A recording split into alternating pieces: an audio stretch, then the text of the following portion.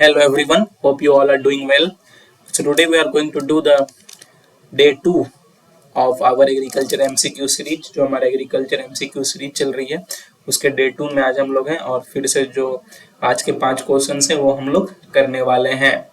So the first question of today is sugar cane, that is Saccharum officinarum, and the family of sugar cane is Gramaceae poaceae.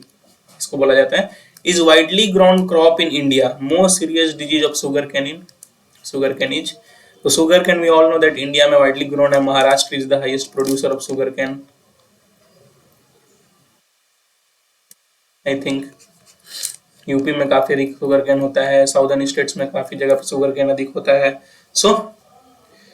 तो इसकी सबसे जो serious disease है वो क्या है? So the most serious disease of sugarcane is 5 second सोचने का टाइम मिल रहा है आप लोगों को. Just think the answer for 5 seconds. I am giving you the time of 5 seconds. So the right answer is red rot.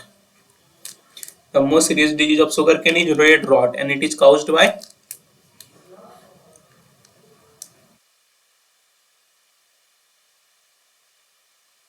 Calectotrichum falcatum. It is the causal pathogen of red rot, and red rot is the most serious disease of sugar cane. So I hope you understand this. Now moving to the second question, that is floating island. The question is about floating island. So floating island is generally found in, कहाँ पे floating island generally found है? Either it is Bangalore, either it is Delhi, either it is Kashmir, or either it is Pune. सोचो, I am giving you the time of 5 seconds. The right answer here is Kashmir. Floating island कहाँ पे? Kashmir में. And these floating islands in Kashmir is called as, or you can say floating garden. So not floating island, floating garden. And this floating garden in Kashmir is known as Rad. And it is situated in Dal Lake. Dal lake जो है कश्मीर में, उसमें ये floating garden situated है. और इस floating island को हम लोग लोकल लैंग्वेज में वहां पे क्या बोलते हैं? राद, RAAD. ठीक है, तो I hope you understand this. Now moving to the third question, that is FPO, that is food or product order. Food product order was passed by government of India in the year of किस साल FPO, that is food product order पास किया गया था government of India द्वारा? So the right answer is C, that is 1955. 1955 में इसको पास किया गया था under section 3 of essential commodities act. इसमें पास किया गया था इसको under section 3 of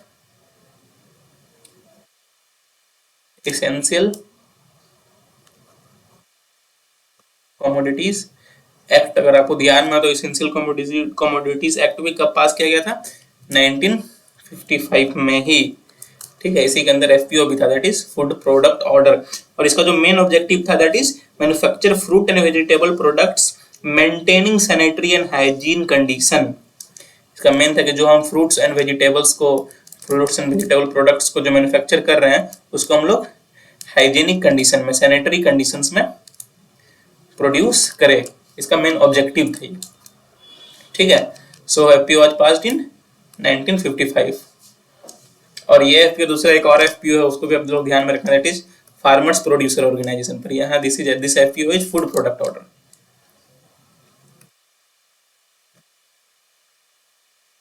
It is also important farmers producer organization, but here this FPO is different. So I hope you understand this. Now moving to the next question, that is the green revolution leads to the production of food grains, basically paddy wheat. ठीक है, जो हमारा serial production था उसके लिए कौन सा था? ग्रीन रेवोल्यूशन था. उसी तरह से golden revolution is phased out in a similar pattern for the production of, जैसे ग्रीन रेवोल्यूशन हमारा पैडी व्हीट ये सब के लिए था, उसी तरह गोल्डन रेवोल्यूशन किस चीज के लिए? ठीक है, think. I am giving you 5 seconds of time. The right answer will be A, fruits. Golden revolution किसके लिए फेज आउट किया जा रहा है? फ्रूट्स के. ठीक है, तो आपको ध्यान रखना चाहिए। जैसे यहाँ पे ऑप्शन मीट भी इंपॉर्टेंट है, इसके लिए भी ध्यान रखना। रेड रेवोल्यूशन मीट के लिए बोला जाता है, ठीक है। For meat we have red revolution. तो फ्रूट्स के लिए क्या है हमारे पास, गोल्डन रेवोल्यूशन, ठीक है। So I hope you understand this question. Now moving to the last question, जो fifth question of today, that is white blisters of crucifers is caused in mustard due to which of the following pathogen?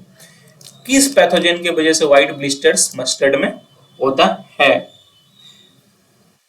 The right answer is C, that is Albugo candida, ठीक है।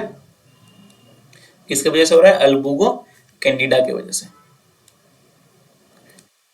So I hope कि सारे questions आपको अच्छे से समझ में आ गए होंगे। जो मैंने बताया आज के एमसीक्यू में, ऐसे ही हमारी एमसीक्यू प्रैक्टिस डेली बेसिस पे चलती रहेगी। कल फिर मिलते हैं नए 5 क्वेश्चंस के साथ। So that is all for today. Please do like, please do share and please do subscribe. It takes a lot of hard work to make such videos for you on regular basis. अगर आप like करते हो, share करते हो, subscribe करते हो तो काफी मोटिवेशन मिलता है हमें कि हम और वैसे वीडियोज आपसे रेगुलरली बना पाए। सो that is all for today. Have a nice day. Thank you.